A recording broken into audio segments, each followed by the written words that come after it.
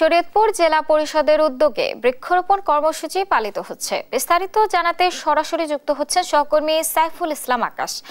আকাশ, কর্মসূচিতে মানুষের অংশগ্রহণ কেমন দেখছেন, এ বিষয়ে আমাদেরকে বিস্তারিত জানাবেন।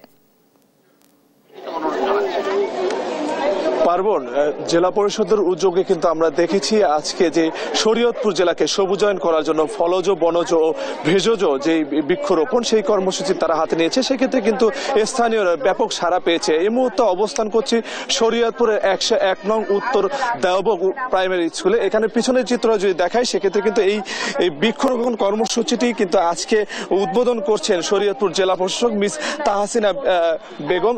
তার নেতৃত্বে কিন্তু আজকে জেলা পরিষদের উদ্যোগে এই কাজটি হচ্ছে। আমরা একটু কথা বলার চেষ্টা করব জেলা পরিষদের যিনি কিনা নির্বাহী রয়েছেন। আসলে আজকে আপনারা কতগুলো গাছ রোপণ করছেন এবং আপনাদের লক্ষ্যটা কি?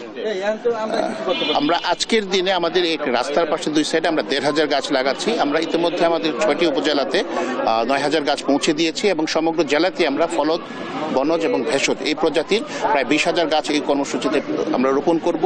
আমাদের সম্মানিত জেলা প্রশাসক স্যার আছেন, এই কর্মসূচিটির শুভ উদ্বোধন ঘোষণা করছেন। একই সাথে আমাদের দপ্তর প্রধান প্রত্যেকটি দপ্তরের অফিসাররা আছেন, আমাদের জেলা প্রশাসনের এডিসিরা আছেন, আমাদের এসপি মহোদয় সবাই আছেন, প্রিন্ট ইলেকট্রনিক মিডিয়া সবাই আছেন।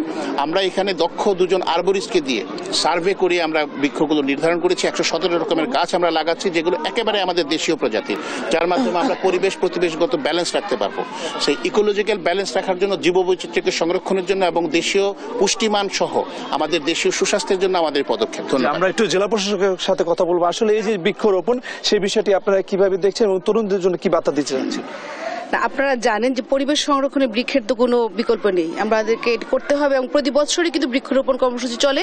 আমরা 3 বছর মেয়াদে একটি পরিকল্পনা নিয়েছি যে 3 বছর আমরা কি ধরনের গাছ রোপণ করব এবং 3 লক্ষাধিক গাছ আমরা রোপণ করব। তো এই বছর আমরা প্ল্যান করেছি যে প্রায় লক্ষের কাছাকাছি আমরা রোপণ করব। আমরা সকল উপজেলাতে 6টি উপজেলায় দিয়েছি। তো তরুণদের কথা যেটি বললেন, গাছগুলো যখন লাগানো হবে এটা কিন্তু সরকারি, বেসরকারি, রাস্তার প্রাঙ্গণ, বিভিন্ন আঙ্গিনাতে লাগানো হবে।